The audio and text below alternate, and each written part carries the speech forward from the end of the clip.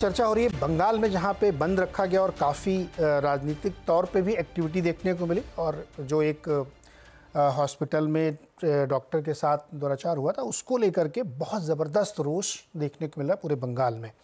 बातचीत इसी पे हो रही है। सतीश जी के पास चलते हैं। सतीश जी, जैसे इस पूरे मामले को थोड़ा विहंगम दृष्टि से देखें तो आपने भी कहा कि ममता बनर्जी की सरकार ने इसमें बहुत मिसहैंडलिंग की। अब आप ये भी कह सकते हैं, या लोग कह भी रहे हैं, अपोजिशन तो कह ही रहा है कि बचाने, दबाने की, छुपाने की कोशिश की गई, लेकिन बहुत मैसिव इसमें लैप्स देखे गए हैं। कोर्ट इसका नोटिस भी ले रहा है। उसका एक रिपरकशन ये है कि वहां पे इस वक्त जो आंदोलन हो रहा है वो आम आदमी का आंदोलन है। इसमें हर दल फायदा उठाएगा और वो जाएगा, आंदोलन करेगा, जुड़ेगा, क्योंकि राजनीतिक दल होते इसलिए। अब वो खाली एनजीओ तो है नहीं कि जब मौका मिलेगा अपना फायदा हो तभी जाएंगे। होते जी, आप मेरी ध्यान से बात सुन लीजिए। ये मैंने पहले कहा कि सिर्फ कोर्ट ने कुछ किया, टास्क फोर्स भी बनवा दिया कोर्ट ने। टास्क फोर्स भी सुप्रीम कोर्ट के कहने पे बन गया। महामहिम ने आज बयान दिया, ये बहुत अच्छी बात हुई है। खुद ममता बनर्जी कह रही है कि 1 हफ्ता में वो कैपिटल पनिशमेंट का लॉ ले आएंगी, ले आने के लिए बात कह रही है। तो अगर क्या है कि सुप्रीम कोर्ट ने अपील की थी सारे डॉक्टरों से देश भर के कि आप लोग अपना हड़ताल तोड़ दीजिए, क्योंकि जब मामला अदालत में आ गया, सीबीआई जांच कर रही है, तो मेरा ऐसा मानना है कि राजनीति के लिए मैदान बहुत है। मामला ये बेहद गंभीर है, इसमें संवेदनशीलता होना अति आवश्यक है। आप खाली राजनीतिक जमीन के लिए और वो डैमेज कंट्रोल के लिए ऐसे करते रहे, ये मुद्दा नहीं है नीरज जी। बहुत गंभीर मसला है। प्रधानमंत्री के बयान का भी मैं स्वागत करता हूं कि उन्होंने कहा कि ये दलगत से ऊपर है।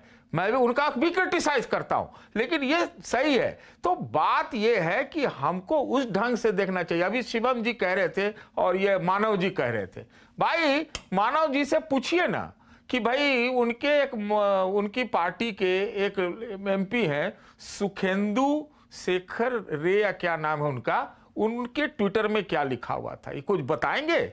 और खुद जो ममता बनर्जी के भतीजे हैं, एमपी हैं अभिषेक बनर्जी, उन्होंने क्या ट्वीट में लिखा वो देखो जरा बताइए।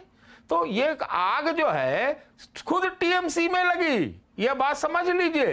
ये बात मैंने खुद देखा, सुखेंदु जी वाला। बात यह कि कवर अप की बात जो कोर्ट ने कहा है, जो कोर्ट ने कहा है उसको, इसकी बात तो हमें माननी पड़ेगी ना। इसीलिए मैं कह रहा हूं कि कोर्ट ने इतनी बात की और सुओ मोटो लिया, फिर से कह रहा हूं और जोर दे के कह रहा हूं, कोई ज्ञान नहीं था, सुओ मोटो लिया गया था, तब ये सारी चीजें आगे बढ़ी है। अभी फिर सितंबर में है, उसके बाद क्या कोई ऑफिशियल हिला, कोई डेरेलिक्शन के लिए हिला, लैप्सेस हुए या कवर अप हुआ, और उसमें क्या हुआ? सतीश, आंदोलन हो रहे, एक पूर्व सांसद प्रवक्ता आंदोलन के बाद कोर्ट नहीं आया है, पूर्व सांसद प्रवक्ता पद से हटा दिए गए, और एक सांसद वहां इसलिए गए क्योंकि उनकी बच्ची शायद वहां पढ़ती थी, इसलिए उनको जाना बनता है। उन्होंने प्रदर्शन किया तो उनको बहुत आलोचना का शिकार होना पड़ा है। एमएलए एमपी है भाई। हाँ, तो क्या इस बार ममता सरकार थोड़ी सी बैकफुट पे है, डर गई है, उनको थोड़ी ज्यादा चिंता हो रही है? हाँ नहीं, ममता, हाँ बिल्कुल बिल्कुल, ममता बनर्जी को छुपने के लिए कोई जगह नहीं मिली, इसीलिए वो फटाफट जो है रोड पे निकल गई। मेरा ये कहना था कि ये ऐतिहासिक मतलब जो था नजीर बनता कि वहां की सरकार पर, जिस पर कोर्ट ने इतनी बड़ी टिप्पणी कर दी, हाई कोर्ट ने कर दी, तो कुछ करना चाहिए था नीरज जी। जी, आप इसकी चिंता मत करो कि 29 एमपी हैं उनके, सुनिए, विपक्षी वाले भी वहां शायद नहीं इसलिए गए क्योंकि ममता जी के 29 सदस्य हैं, 29 है लोकसभा के, और शायद बीजेपी को भी लगता होगा कि उनके 29 हैं। मैं कुछ बोलना चाहता हूँ। पहली बात तो मैं आपको बता देना चाहता हूँ, और मैं बताने की बात क्या, पूरा देश जानता है कि पिछले कुछ सालों में, लास्ट 10 सालों में, जिस तरीके से हाईकोर्ट ने बंगाल सरकार के खिलाफ हर बार जाके कोई ना कोई इनके जजेस हैं वो कर देते हैं। जिस तरीके से इनके एक जज ने तो जाके इनका दामन भी थाम लिया, एमपी भी बन गए, ये चला, ये प्रचलन रहा है।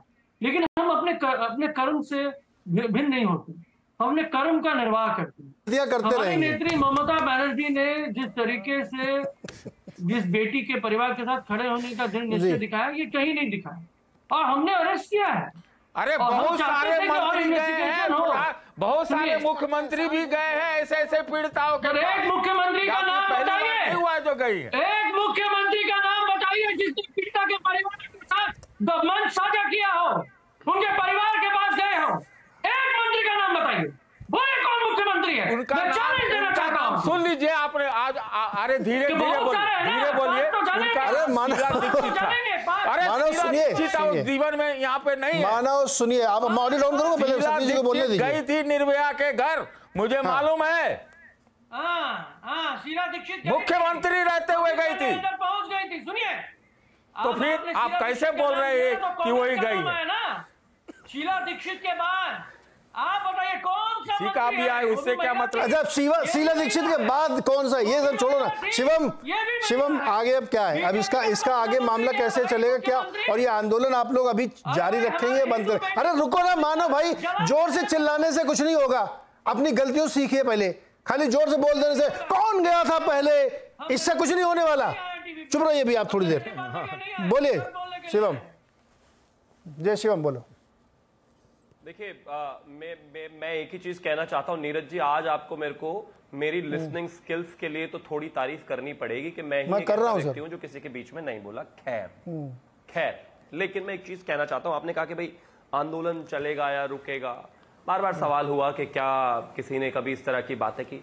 आदरणीय प्रधानमंत्री जी, इस देश के ऐसे प्रधानमंत्री हैं जिन्होंने लाल किले से इस विषय पर बात करी, और मुझे लगता है कि इस देश में जो स्थितियां बलात्कार को लेकर है, नंबर्स हम सब जानते हैं, किसी ने आज तक नहीं की, क्योंकि हम मानते हैं कि एक सेंटिमेंटल विषय है और बहुत ही गंभीर विषय है। दूसरा, अगर गृह मंत्रालय ने कहा कि हर 2 घंटे में रिपोर्ट दीजिए जनाब, आपको देनी पड़ेगी, क्योंकि कहीं ना कहीं तो किसी ना किसी का तो चेक्स एंड बैलेंस करने पड़ेंगे, जिम्मेदारी तो फिक्स करनी पड़ेगी। मुख्यमंत्री तो आजकल आप बलात्कार हो जाता है तो वो खुद ही प्रदर्शन करने उतर आती हैं, जबकि मुख्यमंत्री भी वही, गृह मंत्री भी वही, स्वास्थ्य मंत्री भी वही। अब क्या करे, कहां तक आदमी टोपी ट्रांसफर करेगा? स्वास्थ्य मंत्रालय ने ये एडवाइजरी जारी करी कि जब किसी संस्थान में, किसी भी हॉस्पिटल में इस तरह की कोई घटना होती है तो 6 घंटे के अंदर अंदर आपको खुद को एफआईआर, मैनेजमेंट को, प्रशासन को एफआईआर करनी पड़ेगी, क्योंकि यहां पर तो प्रशासन को बचा के और उल्टा मोटी पोजीशन दी जा रही थी। खैर, अब मैं लेकिन विषय पर आता हूं। जहां तक आपने कहा कि प्रवक्ता को हटा दिया, एक प्रवक्ता ने कह दिया कि भाई ये जो प्रिंसिपल था इसके खिलाफ तो पहले भी मामला है, पता नहीं इसको क्यों रखा हुआ था, उसकी प्रवक्तागिरी हटा दी। ये हुआ है। अब जो कहा जा रहा है कि इस विषय पर राजनीति नहीं होनी चाहिए, मतलब राजनीति कर कौन रहा है? अभी भी बहुत साफ विषय है। आप अकाउंटेबिलिटी लेने के लिए तैयार नहीं है। आप अभी भी सिर्फ सड़कों पर आकर अपने जो आपका जो छात्र सभा का अगर वो दिवस है तो उस पर आकर अभी भी आप देश को थ्रेट दे रहे हैं। ममता बनर्जी इस बात को अभी भी जनता के सामने मानने को तैयार नहीं है कि बलात्कार उनके राज्य में हुआ है, बेटी का हुआ है, गृह मंत्री वो है, स्वास्थ्य मंत्री वो है, जिम्मेदार वो है, प्रिंसिपल को बचाने वाली वो है, बलात्कारी को बचाने वाली वो है, सबूत मिटवाने वाली वो है, कोर्ट में जिसको तमाचा लगा वो टीएमसी को लगा, सुप्रीम कोर्ट में जो लगा वो टीएमसी को लगा, सारी जिम्मेदारी उनकी है। लेकिन उसके बावजूद वो ये सब ना मान के ये कह रही है कि इस देश में बिहार, झारखंड, दिल्ली सब में आग लग जाएगी। वो आज भी इस देश में हिटलर की तरह आकर लोगों को थ्रेट दे रही है। राजनीति करना इसे कहते हैं भाई, ये है राजनीति करना। राजनीति वो कर रही है, वो आज भी अपने आप को इस बात को मानने को तैयार नहीं। और मैं फिर से आता हूं, ये जो छात्र कर रहे हैं, नंदग्राम का आंदोलन किसका था भाई? छात्रों का आंदोलन था। वो कौन हैक किया जानता नहीं है क्या देश? सिंगूर का आंदोलन किसका था? कौन हैक किया जानता नहीं है क्या देश? नदिया में बलात्कार केस में किसने हैक किया? कौन आंदोलन था जानता नहीं है क्या देश? ये किसको बेवकूफ बना रहे हैं भाई? ये होता ही है। हर पॉलिटिकल पार्टी जाकर वहां पर विरोध प्रदर्शन करती है और करना चाहिए। हमारे खिलाफ नहीं होते क्या? हमारे खिलाफ तो अगर हाथरस में कुछ हुआ तो पूरे देश की पार्टियां उठकर पहुंच गई थी वहां पर। और बंगाल में तो यह हाल है कि 3 पार्टियां जिन्होंने शासन किया, तीनों इकट्ठी हो गई है, कुछ नहीं कर रही है, चुपचाप बैठी हुई है। क्यों? और तो और छोड़ दीजिए उसको। अगर हम बात करें अधीर रंजन चौधरी जो नेता प्रतिपक्ष हुआ करते थे एक जमाने में, अगर उन्होंने बंगाल में ममता के खिलाफ कुछ बोला तो कांग्रेस ने उनको भी उठाकर एकदम दूध में से मक्खी की तरह निकालकर फेंक दिया। ये होती है राजनीति। हम ये सवाल जवाब करते रहेंगे जब तक इंसाफ नहीं होता। ओके सौरभ, फाइनल कमेंट आपका, छोटे में रखिएगा सर आप भी। देखिए कैसे अब देखिए आगे यहाँ पर जो है एक शर्मनाक क्षण के हम लोग गवाह बने, जहां पर एक व्यक्ति ने ये चैलेंज किया कि कोई मुख्यमंत्री अभी तक किसी रेप पीड़िता के घर गई क्या।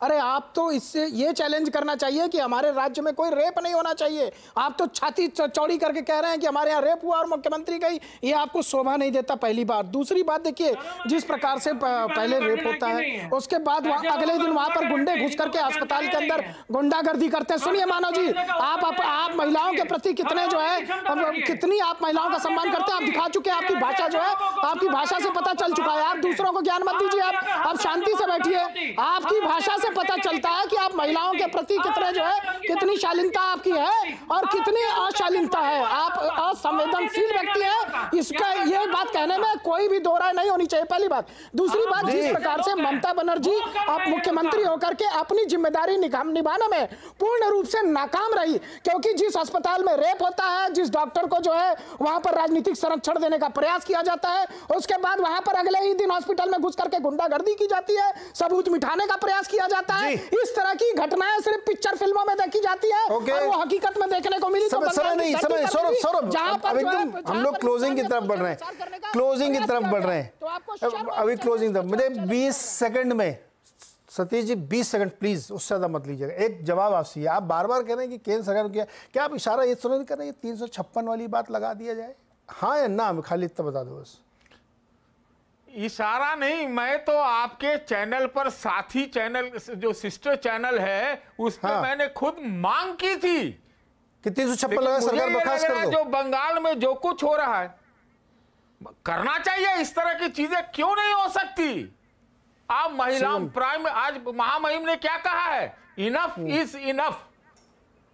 तो भैया शिवम जी, नोटिस आपके लिए आई है। करना चाहिए सर, मणिपुर में क्या होना चाहिए? अरे भाई मानो जी, आप बीच बीच में कूद के ऐसे बातें मत करो। एक बात बोलने दो, सब जगह होना चाहिए। ओके सायरा जी, होना चाहिए हर जगह, ऐसा जहाँ होता है। सायरा जी, अरे अभी ब्रेक लेना मुझे। सायरा जी 20-30 सेकंड में आप बता दीजिए फाइनली। सोचने की बात है कि यहाँ पे जो कल का जो हंगामा हुआ, जो गुंडे, जो लंपेन एलिमेंट्स जो सड़क पर जो तोड़फाड़ की पुलिस के साथ, आपने देखा होगा पुलिस इंस्पेक्टर साहब का आंख भी फूट गई, तो इसको फायदा कौन सा राजनीतिक दल को हो रहा है? आप जरा ये समझिए, आपको उत्तर मिल जाएगा। सीधी सी बात, हम लोग सिविल सोसाइटी से जुड़े हुए हैं, हम लोग सिर्फ न्याय चाहते हैं। नहीं, मैं समझ गया जी।